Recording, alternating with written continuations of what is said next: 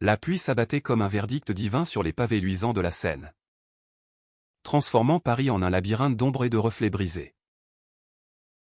Léo trébucha sur le corps inerte, son cœur cognant comme un tambour de guerre contre ses côtes, tandis que Gabriel hurlait son nom dans la nuit. Un cri primal qui déchira le voile de l'indifférence citadine. Il respire à peine. Appelle une ambulance. Bon sang. Mais déjà. Les mains des jumeaux, synchrones comme un battement de cœur partagé, pressaient la poitrine de l'inconnu, refusant la mort qui rôdait, invisible et cruelle. Léo et Gabriel étaient des miroirs vivants. Des jumeaux de 25 ans nés sous le signe du cancer à Montmartre. Dans un appartement exigu où l'odeur de peinture fraîche se mêlait à celle du pain grillé. Léo, l'aîné de quelques minutes, portait une énergie fiévreuse. Ses yeux verts pétillants d'une révolte contenue contre un monde qui les avait toujours regardés de travers, deux garçons trop beaux, trop proches, murmurait-on dans les ruelles. Gabriel, lui, était la tempête apaisée, avec un sourire qui désarmait les colères et une sensibilité qui le faisait saigner pour les autres. Il vivait de petits boulots, Léo restaurait des tableaux dans un atelier du Marais. Gabriel composait des musiques électroniques dans un sous-sol humide de Belleville. Leur lien était une forteresse, forgée dans l'enfance par la perte de leurs parents dans un accident de voiture, un vide qu'ils comblaient par une loyauté farouche, presque incestueuse dans son intensité, mais pure comme l'eau de source. Ce soir-là, rentrant d'une soirée arrosée au caveau de la Huchette, où le jazz avait fait danser leurs âmes esselées, ils longeaient les quais pour éviter les taxis hors de prix. La Seine gonflée par l'orage charriait des secrets sombres. Et c'est là, sous le pont des Arts, que l'inconnu gisait. Âgé d'une trentaine d'années, il portait un costume sur mesure trempé, une montre en or qui scintillait faiblement sous la lumière des réverbères. Son visage, pâle et ciselé comme une statue grecque, était barré d'une entaille au front, et ses lèvres bleues y murmuraient des mots inaudibles. Il a dû glisser. Ou pire, souffla Gabriel en palpant son pouls faible. Léo, sans un mot, arracha sa chemise pour en faire un garrot improvisé, ignorant le froid qui mordait sa peau nue. L'ambulance arriva dans un hurlement de sirène qui fit trembler les ponts. Les jumeaux montèrent avec lui, refusant de le lâcher, comme si cet étranger était déjà une partie d'eux. À l'hôpital Saint-Louis, on les renvoya dans la salle d'attente au néon blafard, où l'odeur d'antiseptique se mélangeait à celle de leur peur. Et s'il meurt, murmura Gabriel, la voix brisée, ses doigts entrelacés à ceux de Léo comme une prière païenne. Il ne mourra pas. Pas ce soir. Pas après ça. La réponse de Léo était un serment, forgé dans le feu de leur gémellité. Des heures plus tard, un médecin émergea, fracture du crâne mineure, hématome interne stabilisé. Mais il avait perdu beaucoup de sang. Il demande à vous voir. C'est un miracle que vous l'ayez trouvé si vite. Dans la chambre au mur vert pâle, l'inconnu Alexandre, April les fixait de ses yeux noisettes, profonds comme des puits d'oubli. Vous m'avez sauvé la vie, dit-il d'une voix rauque, un accent américain subtil traînant dans ses voyelles, vestige d'un passé new-yorkais. Je m'appelle Alexandre Duval. Et vous? Vous êtes des anges? Ou des démons? Ils rirent. Maladroit. Mais ce rire scella un pacte invisible. Alexandre n'était pas un inconnu lambda, fils d'un magnate de la tech californien. Il avait fui les États-Unis pour Paris, cherchant l'anonymat dans les cafés enfumés et les galeries d'art. Milliardaire discret, Il gérait un fonds d'investissement en crypto-monnaie depuis un loft haussmannien. Mais ce soir-là, poursuivi par des ombres de son passé, un ex-amant jaloux. Un chantage corporatif.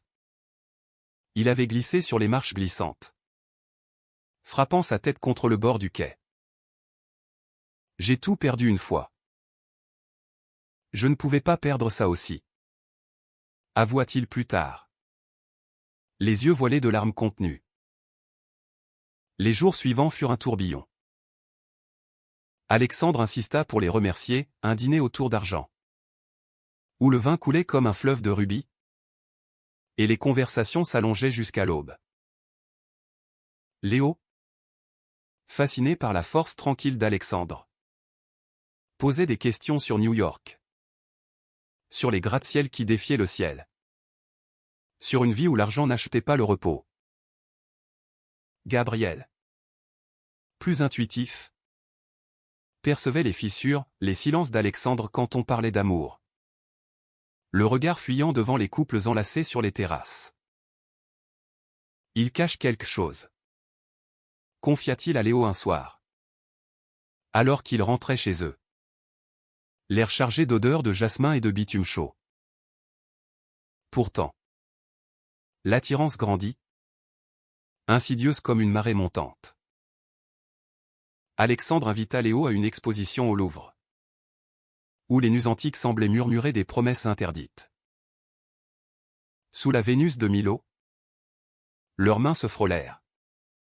Et Léo sentit un feu s'allumer en lui, un désir brut, homosexuel, qu'il avait toujours refoulé sous le poids de leur duo inséparable. Gabriel, de son côté, composa une piste électro inspirée d'Alexandre, qu'il lui fit écouter dans son studio, basse profonde, mélodies éthérées, un heartbeat synthétique qui mimait les pulsations de leur cœur.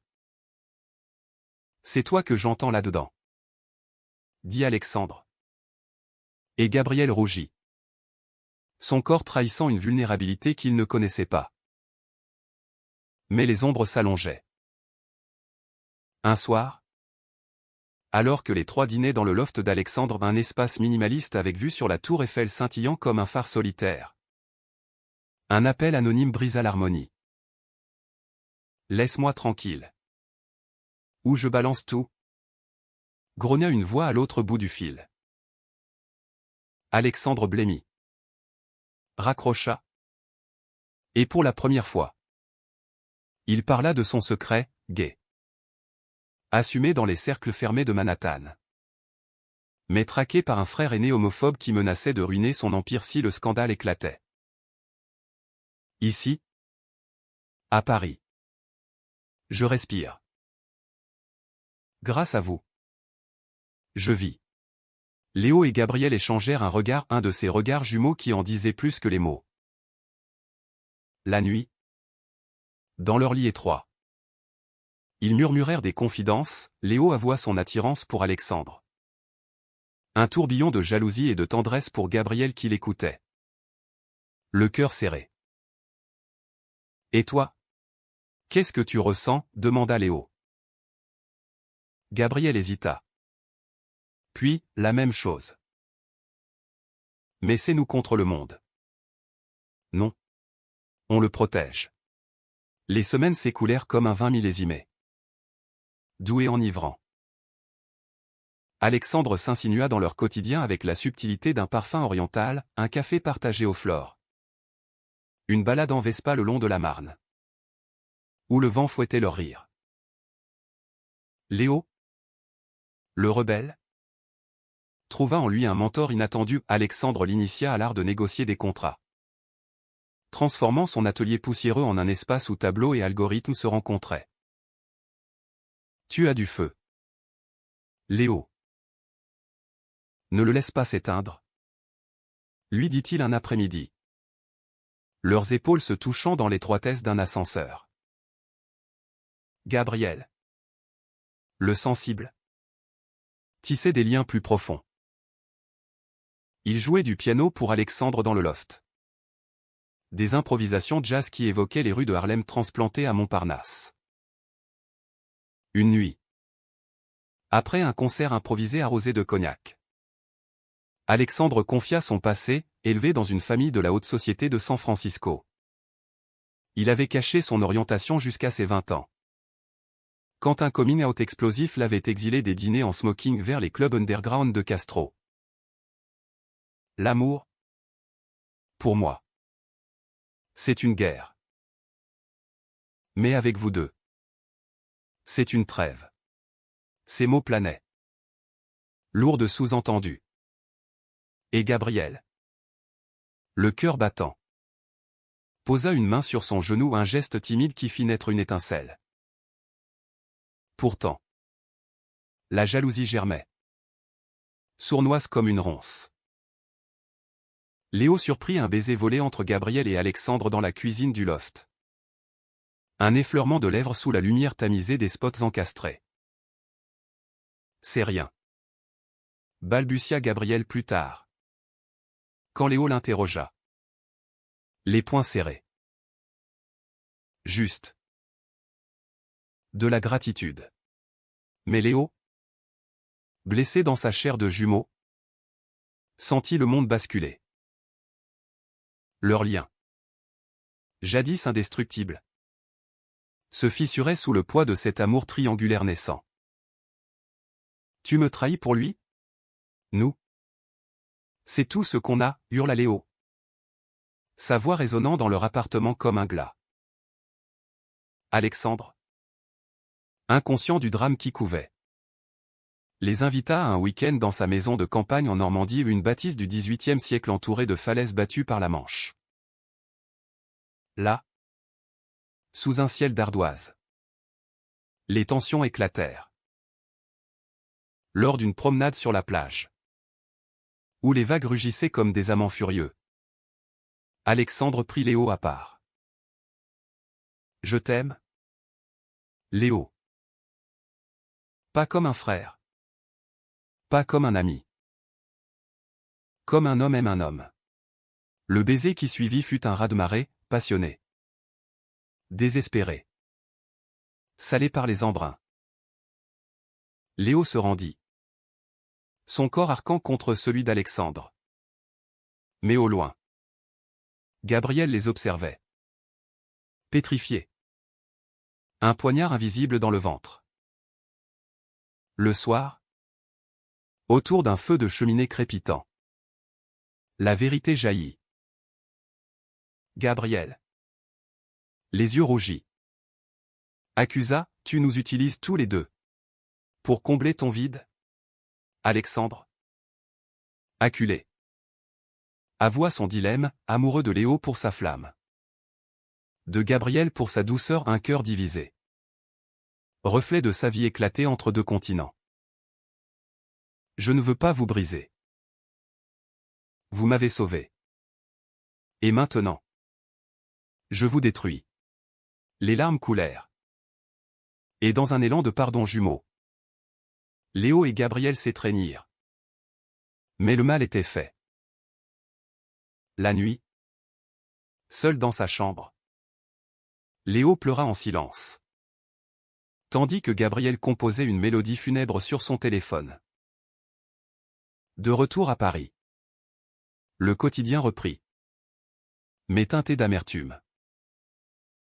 Alexandre, rongé par la culpabilité, se replia dans son travail, évitant les appels. Léo, orgueilleux, se jeta dans une liaison éphémère avec un artiste du Marais, cherchant à noyer son chagrin dans des corps anonymes. Gabriel, lui, sombra dans une dépression silencieuse, ses compositions devenant des laments électroniques diffusés sur des plateformes obscures. Un soir, un colis anonyme arriva chez les jumeaux, des photos compromettantes d'Alexandre avec un ex. Accompagné d'une note, révèle-le. Ou je le fais pour toi. Le chantage. Cette fois, visait Alexandre via eux, le frère aîné. Informé par des espions corporatifs, avait décidé de frapper fort. Paniqué, Léo et Gabriel confrontèrent Alexandre dans un café isolé de Saint-Germain. On sait tout. Et on va t'aider, déclara Gabriel. Sa voix ferme malgré les tremblements. Ensemble, ils élaborèrent un plan, infiltrer une gala de charité à l'Opéra, où le frère d'Alexandre, Victor Duval, serait présent. Alexandre, réticent. Céda, pour vous. Je risquerais tout. La préparation fut un baume sur leurs plaies, nuit blanche à décortiquer des dossiers. Rire nerveux devant des films d'espionnage. Et des regards volés qui ravivaient la flamme. Le gala fut un tourbillon de soieries et de diamants. Sous les lustres cristallins de Garnier. Léo, en smoking ajusté, jouait l'amant discret, Gabriel, avec un micro caché, infiltrait les coulisses. Quand Victor, un colosse aux traits durs, cornera Alexandre dans un salon privé. Les jumeaux surgirent. Laisse-le tranquille. Où ces photos de tes magouilles fiscales atterrissent chez les flics. Bluffa Léo, brandissant un dossier falsifié. Victor ricana. Mais le doute s'insinua. La confrontation tourna au vinaigre, poing serré. Insulte homophobe crachée comme du venin. Tu n'es qu'un PD qui ruine la famille, hurla Victor. Alexandre, les yeux flamboyants, riposta, et toi? Un tyran qui craint l'amour vrai. La bagarre éclata comme un orage d'été, Victor projeta Alexandre contre un pilier. Mais Léo s'interposa, encaissant un coup au ventre qui lui coupa le souffle. Gabriel, vive comme l'éclair, activa l'alarme aux sirènes hurlantes. Garde à courant. Dans la confusion, Victor fut escorté dehors. Furieux mais acculé. Alexandre, le nez en sang, serra Léo contre lui, tu es fou. Mon fou. Gabriel, tremblant, les rejoignit. Et pour la première fois, les trois s'enlacèrent au milieu du chaos. Un triangle de chair et de souffle mêlés. Ignorant les regards choqués des invités. Ce triomphe fragile propulsa leur relation dans une intimité nouvelle. Alexandre, libéré du chantage immédiat, proposa aux jumeaux de s'installer dans son loft pas comme des invités. Comme une famille. Léo hésita. Hanté par la trahison latente. Mais Gabriel, pragmatique, accepta, on essaie. Pour nous. Les nuits devinrent un sanctuaire, corps entrelacés dans des draps de soie. Où l'amour se déclinait en murmures et caresses. Léo découvrait en Alexandre un amant vorace. Aux mains expertes qui cartographiaient ses désirs refoulés, Gabriel. Plus tendre. Initié des jeux lents. Où chaque baiser était une confidence. Pourtant, le trio n'était pas sans heurts, jalousie fugace quand Alexandre et Léo s'embrassaient avec une urgence fiévreuse. Laissant Gabriel en retrait. Ou quand Gabriel et Alexandre partageaient une complicité musicale. Isolant Léo dans son silence. Paris. Complices. Enveloppaient leur bulle d'une magie automnale, feuilles roses dans le jardin des Tuileries. Où ils pique-niquaient nus sous les platanes, croissant tiède au petit fer à cheval. Suivis de promenades main dans la main. Défiant les murmures homophobes. Alexandre, avec sa fortune discrète, finança l'atelier de Léo, transformant des ruines en chefs-d'œuvre vendus à des collectionneurs anonymes. Pour Gabriel, il ouvrit des portes dans l'industrie musicale. Un label indépendant qui propulsa ses tracks dans les clubs de Berlin. Vous m'avez sauvé la vie. Laissez-moi sauver la vôtre, disait-il. Les yeux brillants. Mais le passé, comme un vampire, ressurgit. Victor, bafoué, lança une offensive sournoise, fuite dans la presse People. Articles insinuant qu'Alexandre corrompait des jeunes Parisiens vulnérables. Les tabloïds titraient « Le milliardaire américain et son scandale queer ». Léo, exposé, perdit un contrat majeur, Gabriel fut harcelé en ligne. Ses profils sociaux noyés d'insultes. Pire. Une nuit. Des voyous payés par Victor soupçonnèrent-ils autant dire une embuscade aux jumeaux près de leur ancien appartement. Coup de bâton. Insultes crachées, PD de jumeaux. Rentrez dans votre trou. Léo protégea Gabriel. Le corps lacéré. Tandis qu'Alexandre, alerté, arriva en trombe avec la police privée. À l'hôpital. De nouveau. Les rôles s'inversèrent, Alexandre veillait. Les traits tirés. Murmurant des promesses de vengeance. Je vais le détruire. Pour vous. Mais Léo? Pansement sur les côtes? Explosa, non. C'est nous qui te détruisons. Regarde ce qu'on attire. La graine de la discorde. Plantée lors du gala. Germait. Gabriel, le médiateur, tenta de recoller les morceaux. Mais sentait le poids, on est trois. Mais ça pèse comme un mensonge. Le climax survint lors d'une confrontation familiale forcée. Alexandre, poussé par Léo, invita Victor à une réunion dans un hôtel neutre sur les Champs-Élysées. Finissons en, dit-il. Victor arriva. Flanqué d'avocats. Son regard d'acier balayant les jumeaux comme de la vermine. Tu as choisi ton camp. Alex. Le mien et la famille. Passé. Aberration. Les mots fusèrent. Un duel verbal où Alexandre défendit son amour avec une éloquence shakespearienne, l'amour n'est pas une aberration. Victor. C'est la seule vérité. Léo et Gabriel m'ont appris ça à aimer sans chaîne. Mais Victor? Impitoyable. Lâcha la bombe, des preuves falsifiées d'abus financiers contre Alexandre. Prête à être déposée. Signe ça. Et disparaît de ma vie. Alexandre? Brisé. Signa en renonçant à son héritage pour protéger les jumeaux. La trahison n'était pas de Victor, mais d'Alexandre lui-même, il avait caché un plan B. Une fuite aux Bahamas avec une partie de sa fortune. Sans en parler. Léo l'a pris par un mail accidentel. Et l'explosion fut nucléaire. Tu nous abandonnes? Après tout, hurla Léo. Le visage déformé par la douleur.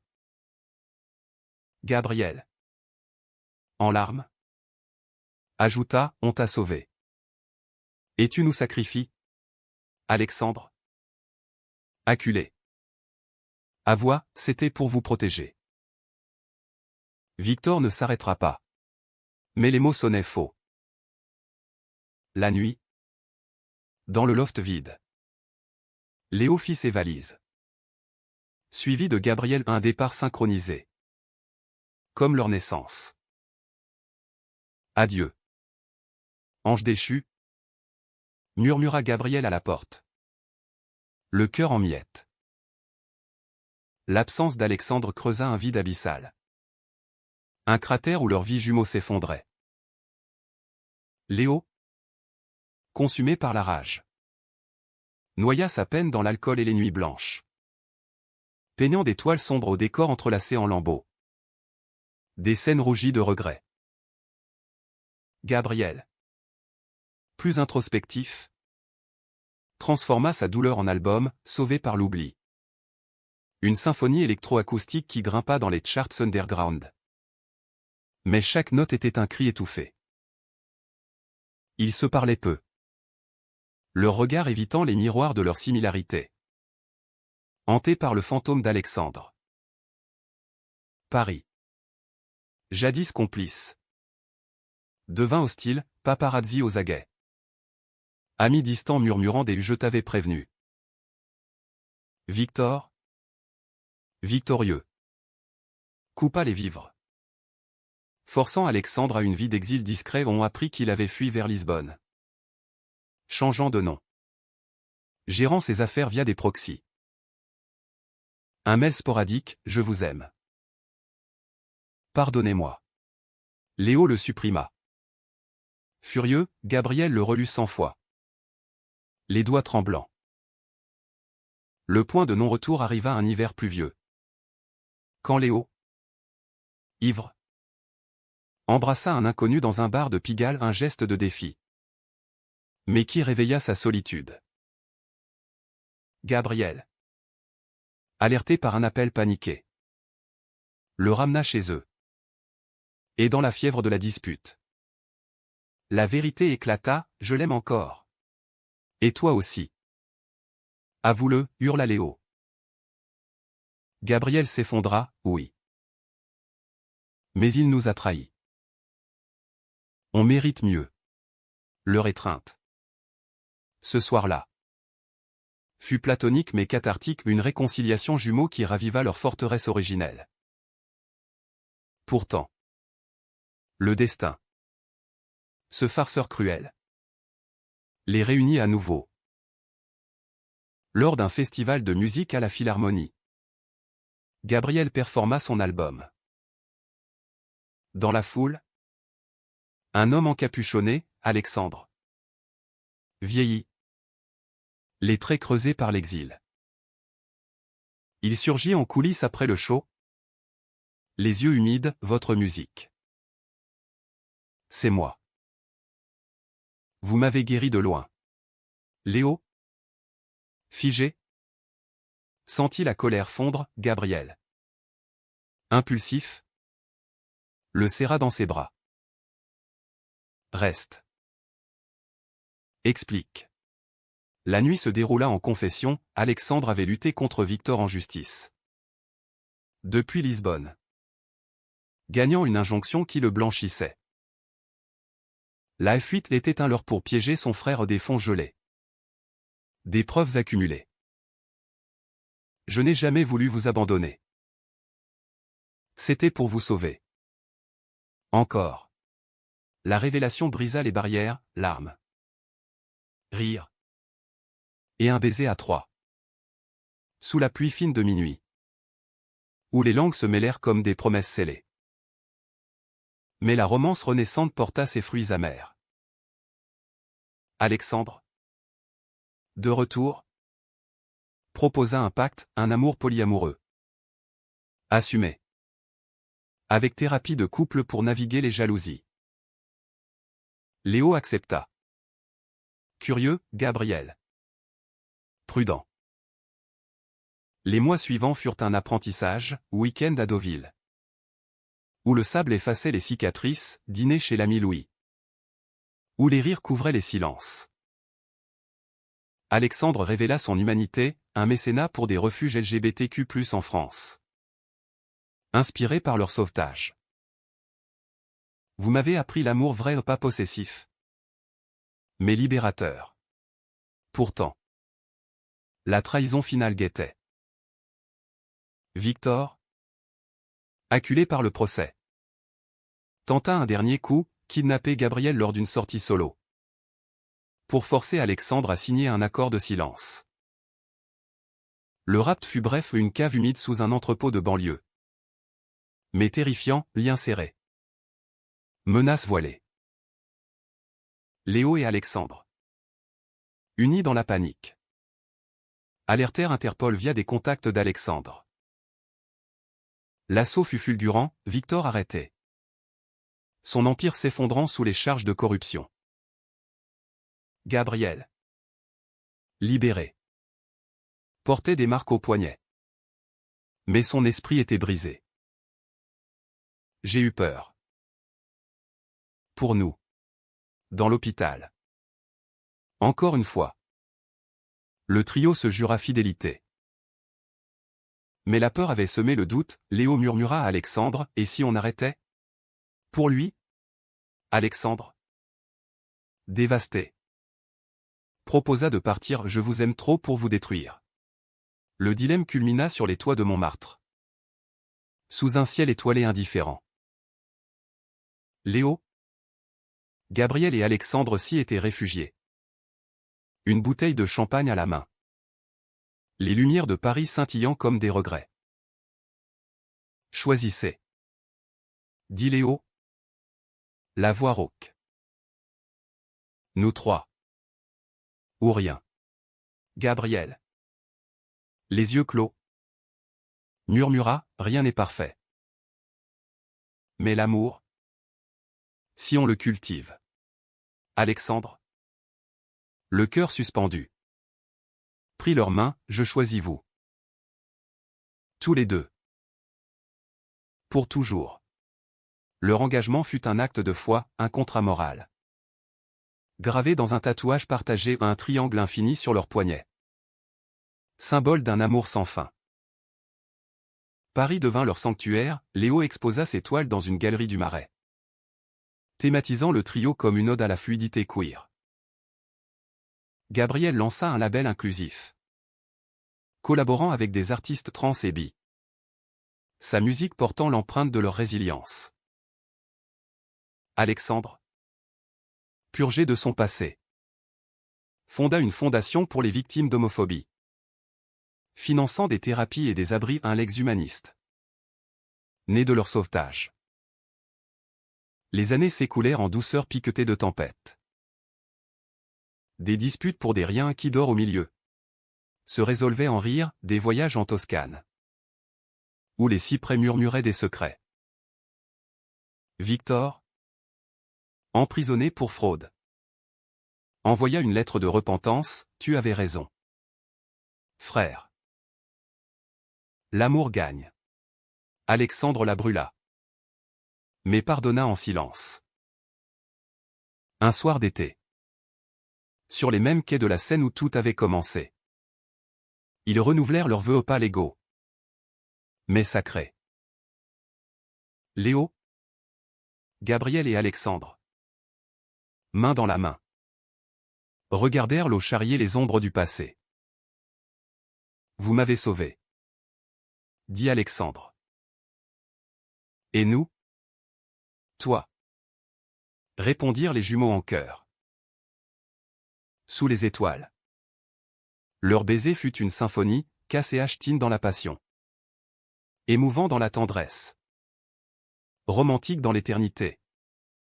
Humaniste dans le pardon. Car l'amour, en fin de compte, n'est pas une possession, mais une danse hasardeuse. Belle, américaine dans son audace hollywoodienne, française dans sa poésie des âmes. Et eux, sauvés mutuellement, dansèrent jusqu'au bout.